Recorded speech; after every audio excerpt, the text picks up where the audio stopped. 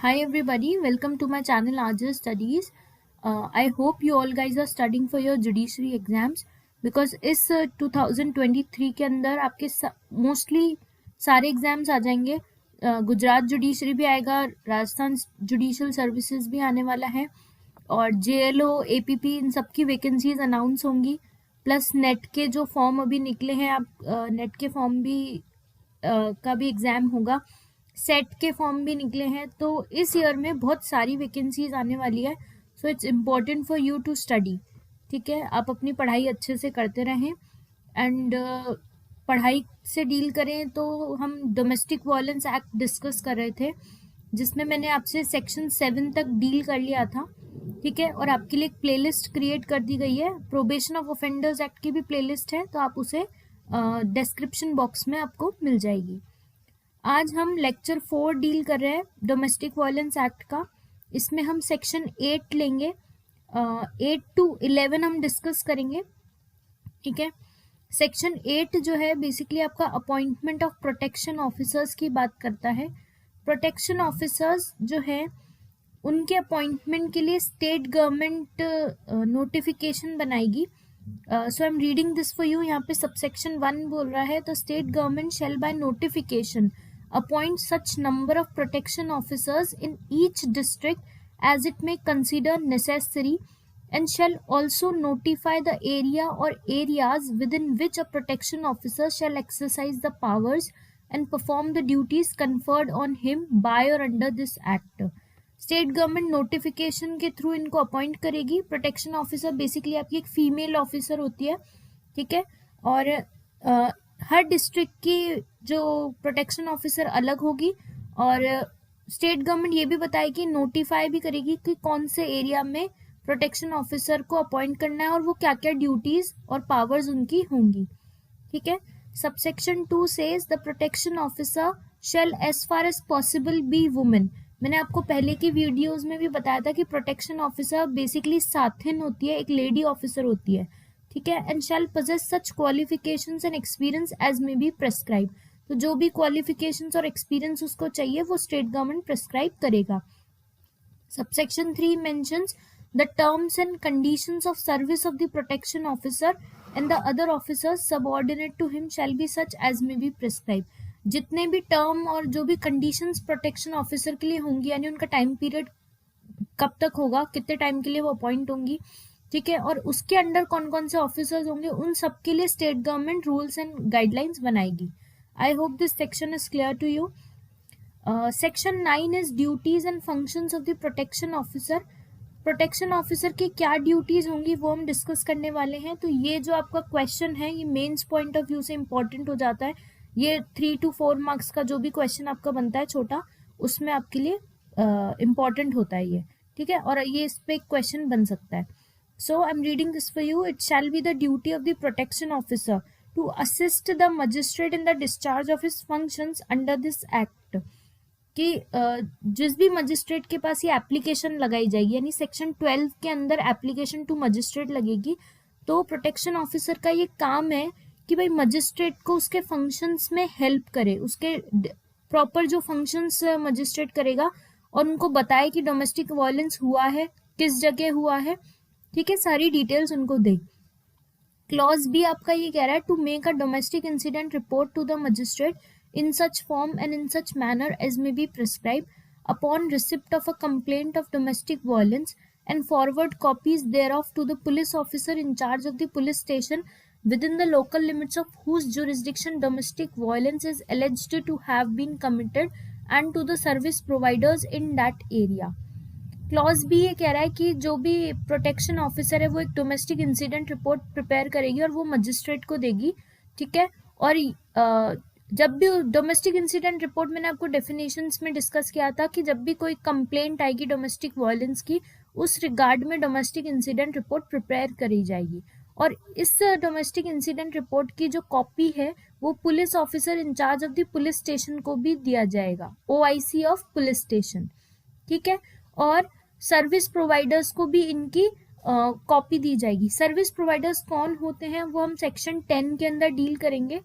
ठीक है, clause C जो है वो आपका बताता है to make an application in such form and in such manner as may be prescribe to the magistrate if the aggrieved person so desires, claiming relief for issuance of a protection order. ठीक है, और अगर aggrieved person ये चाहता है कि भाई उसको protection order भी चाहिए, लाइक जो भी रेस्पोंडेंट है उसके अगेंस्ट, तो वो एक एप्लीकेशन डिजाइन करेगा एग्रीव पर्सन के लिए और मजिस्ट्रेट के समक्ष लगाएगा कि for the issuance of a protection order. Clause D says to ensure that the aggrieved person is provided legal aid under the Legal Services Authorities Act 1987 and make available free of cost the prescribed form in which a complaint is to be made. ठीक है, और protection officer ये guarantee करेगा और ये ensure करेगा कि जो अग्रीव्ड पर्सन है उसको फ्री लीगल एड प्रोवाइड की जाए. सेक्शन 5 के अंदर भी हमने एक पॉइंट पढ़ा था लीगल सर्विसेज का. ठीक है, अगर आपको याद हो तो इस तरीके से आप जैसे चीज़ों को लिंक करके पढ़ेंगे तो आपको इजीली चीज़ें मेमोराइज हो जाएगी. ठीक है, तो इसमें ये दे रखा है कि अग्रीव पर्सन को फ्री लीगल सर्विसेज भी अवेल कराई जाए at the free of cost. ठीक है, इसके लिए भी एक एप्लीकेशन लगाई जाए. क्लॉज सी बताता है कि to maintain a list of all service providers providing legal aid और counselling, shelter home and medical facilities in a local area within the jurisdiction of the magistrate. Protection officer एक list भी prepare करेगी, एक list maintain करेगी service providers की. ठीक है, जो आपको legal aid, counselling, shelter home और मेडिकल फैसिलिटीज प्रोवाइड करवा रही है एग्रीव्ड पर्सन को. क्लॉज एफ जो बताता है to make available a safe shelter home if the aggrieved person so requires and forward a copy of his report of having lodged the aggrieved person in a shelter home to the police station and the magistrate having jurisdiction in the area where the shelter home is situated. Clause F ये बताता है कि भाई जो aggrieved person है उसको एक safe shelter home provide किया जाएगा. ठीक है, और इस सब की एक कॉपी बनाई जाएगी कि भाई अग्रीव पर्सन को शेल्टर होम प्रोवाइड कर दिया गया है, और ये सब कॉपी मजिस्ट्रेट को और police officer in charge of the police station को भी प्रोवाइड की जाएगी. क्लॉज जी ये बताता है कि to get the aggrieved person medically examined if she has sustained bodily injuries and forward a copy of the medical report to the police station and the magistrate having jurisdiction in the area where the domestic violence is alleged to have taken place. Similarly जैसे shelter home के provisions हमने section 6 में पढ़ा था, section 7 के अंदर हमने medical facilities के बारे में बताया था. ठीक है, तो एग्रीव पर्सन को मेडिकली एग्जामिन करवाया जाएगा और इस चीज की एक रिपोर्ट बनाई जाएगी, मेडिकल रिपोर्ट, जो कि पुलिस स्टेशन भी भेजी जाएगी और मजिस्ट्रेट को भी भेजी जाएगी. Clause H says to ensure that the order for monetary relief under section 20 is complied with and executed in accordance with the procedure prescribed under the Code of Criminal Procedure 1973. Protection officer ये देखेगा कि जो भी aggrieved person है उसको monetary relief जो भी उसने मांगा है वो उसको प्रोवाइड किया जा रहा है या नहीं, और सेक्शन 20 की जो रिक्वायरमेंट्स है वो प्रॉपरली फुलफिल हुई है. ठीक है, in accordance with the CrPC 1973. जैसे मेंटेनेंस जो भी मांग रही है, वो मॉनेटरी रिलीफ मांग रही है, वो सीआरपीसी के प्रोविजंस के अकॉर्डिंग होना चाहिए. Clause I says to perform such other duties as may be prescribe. और कोई भी जो भी स्टेट गवर्नमेंट ड्यूटीज प्रेस्क्राइब करेगी वो भी उसको परफॉर्म करना पड़ेगा. Subsection 2 says the protection officer shall be under the control and supervision of the magistrate and shall perform the duties imposed on him by the magistrate and the government by or under this act.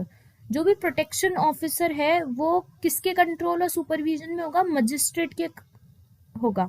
ठीक है, और वो duties भी perform करेगा जो magistrate ने उसके ऊपर इम्पोज की गई है, प्लस द गवर्नमेंट ने जो उसके ऊपर इम्पोज की गई है. I hope this section is clear to you.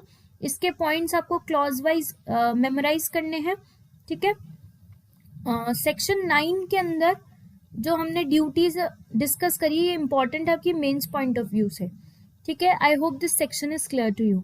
Section 10 के अंदर हम सर्विस प्रोवाइडर्स की बात कर रहे हैं. सर्विस प्रोवाइडर्स कौन होते हैं? कि कोई भी वॉलेंट्री एसोसिएशन जो भी रजिस्टर्ड है under the societies registration act या फिर कंपनीज एक्ट के अंदर कंपनी कोई रजिस्टर्ड है, ठीक है, या फिर किसी और अदर लॉ में प्रोवाइड किया गया है, तो वो क्या करेगी, जो भी ये सब जो भी एसोसिएशंस है, ये अगर legal aid, medical, financial aid आपको प्रोवाइड कर रही है, तो ये क्या करेंगी, खुद को रजिस्टर करवाएंगी स्टेट गवर्नमेंट के पास एज अ सर्विस प्रोवाइडर। यही चीज आपकी सबसेक्शन 1 बताती है। आई am reading this for you. Any voluntary association registered under the societies registration act 1860 or a company registered under the Companies Act 1956 or any other law for the time being in force with the objective of protecting the rights and interest of women by any lawful means, including providing of legal aid, medical, financial or other assistance, shall register itself with the state government as a service provider for the purposes of this act. ठीक है, जो भी company या association है ये सारे rights और interest women के प्रोटेक्ट करने के काम कर रही है, या फिर लीगल एड प्रोवाइड कर रही है, मेडिकल सर्विसेज प्रोवाइड कर रही है, वो खुद को स्टेट गवर्नमेंट के पास रजिस्टर करवाएगी as a service provider. Subsection 2 says a service provider registered under subsection 1 shall have the power to. वो क्या क्या काम करेगा service provider? Clause A, record the domestic incident report in the prescribed form if the aggrieved person so desires, and forward the copy thereof to the magistrate and the protection officer having jurisdiction in the area where the domestic violence took place. Service provider domestic incident report बनाएगा prescribe form के अंदर और उसकी copy magistrate को भेजेगा, ठीक है, और प्रोटेक्शन ऑफिसर को भी भेजेगा। Clause B says get the aggrieved person medically examined and forward a copy of the medical report to the protection officer and the police station within the local limits of which the domestic violence took place. aggrieved person को medically examine करवाएगा, इसकी जो report की copy है वो protection officer को भी भेजेगा और पुलिस स्टेशन में भी भेजेगा, ठीक है। Clause she says ensure that the aggrieved person is provided shelter in a shelter home if she so requires and forward a report of the lodging of the aggrieved person in the shelter home to the police station within the local limits of which the domestic violence took place. वो ये ensure करेगा कि aggrieved person को shelter home में रखा गया है और इस चीज की एक रिपोर्ट बना के पुलिस स्टेशन में भेजेगा, ठीक है। सबसेक्शन 3 बताता है कि कोई भी सूट, प्रोसीडिंग्स या प्रोसिक्यूशन सर्विस प्रोवाइडर के अगेंस्ट नहीं चलेगा, क्योंकि ये सब काम वो किस में कर रहा है, गुड फेथ के अंदर ये सब काम वो कर रहा है, तो उसके अगेंस्ट कोई भी सूट और प्रोसिक्यूशन और अदर लीगल प्रोसीडिंग्स नहीं चलाई जाएंगी, ठीक है। नो सूट, प्रोसिक्यूशन और other legal proceeding shall lie against any service provider और any member of the service provider who is deemed to be acting or purporting to act under this act for anything which is in good faith done or intended to be done in the exercise of powers or discharge of functions under this act towards the prevention of the commission of domestic violence. I hope this section is clear to you. बहुत easy सा section था service provider का। Section 11 के अंदर duties of government बताई गई हैं। Basically central government और हर स्टेट गवर्नमेंट इंश्योर करेगी, ठीक है। Clause A says the provisions of this act are given wide publicity through public media, including the television, radio and the print media at regular intervals. कि इस act के जो भी provisions हैं उनको वाइड पब्लिसिटी दी जाए, कहाँ कहाँ पर, रेडियो पे, प्रिंट मीडिया पे, ठीक है, टेलीविजन पे। Clause B says the central government and the state government officers, including the police officers and the members of the judicial services, are given periodic sensitization and awareness training on the issues addressed by this act. जो issues इस act ने race करे हैं उसके base पर जो भी judicial services के मेंबर्स हैं और पुलिस ऑफिसर्स हैं उनको पीरियोडिक सेंसिटाइजेशन और ट्रेनिंग प्रोवाइड की जाएगी, ठीक है, ताकि वो एक अवेयरनेस प्रोग्राम चला सके सोसाइटी में डोमेस्टिक वायलेंस के अगेंस्ट, और उनको भी ट्रेनिंग प्रोवाइड की जाएगी, ठीक है। क्लॉज सी के अंदर effective coordination between the services provided by concerned ministries and departments dealing with law, home affairs including law and order, health and human resources to address issues of domestic violence is established and periodical review of the same is conducted. State government, central government ये ensure करेगी कि भाई effective coordination बना रहे, किसके बीच में, ministries और departments के बीच में, जो भी, ठीक है, ये सर्विसेज प्रोवाइड कर रहे हैं। जैसे इसके अंदर यहाँ पे डोमेस्टिक वायलेंस से रिलेटेड सर्विसेज है, जो भी लॉ एंड ऑर्डर मेंटेन कर रहे हैं डिपार्टमेंट्स, ह्यूमन रिसोर्सेज प्रोवाइड कर रहे हैं, ठीक है, इन सब के बीच में सेंट्रल गवर्नमेंट और स्टेट गवर्नमेंट ये इंश्योर करेगी कि उनके बीच में एक इफेक्टिव कोऑर्डिनेशन बना रहे. Clause D says protocols for the various ministries concerned with the delivery of services to women under this act, including the courts, are prepared and put in place. Protocols issue किए जाएंगे, ठीक है, ताकि जो भी services departments provide की जाए वो वुमेन को टाइम पे मिल सके, ठीक है, including the courts are prepared and put in place, यानी कोर्ट की जो प्रोसीडिंग्स होंगी वो भी टाइमली फुलफिल हो सके. आई होप आज का जो लेक्चर है वो आपको क्लियर हो गया होगा. बेसिकली ये सब प्रोविजंस आपके बेयर एक्ट में मेंशन होते हैं, but my main aim is to clear all the provisions to you, ठीक है, जिससे आपको क्या होगा, अगर एक बार बेयर एक्ट की थॉरो रीडिंग हो जाएगी और आपको चीजें समझ आ जाएंगी तो आप अपने नोट्स फॉर्म खुद प्रिपेयर कर सकते हैं, ठीक है, और आप मेंस के लिए नोट्स अपने बनाते रहें, प्री के लिए भी प्रिपरेशन करते रहें, एक एक सेक्शन को मेमोराइज करें, जिससे आपको राजस्थान जुडिशियल सर्विसेज के अंदर कोई दिक्कत नहीं आए. और if you still have any queries, please do let me know in the comment section. I am here to solve all your queries, ठीक है. Thank you so much for today, और मेरे चैनल को सब्सक्राइब कर दें, video को like कर दें. Thank you.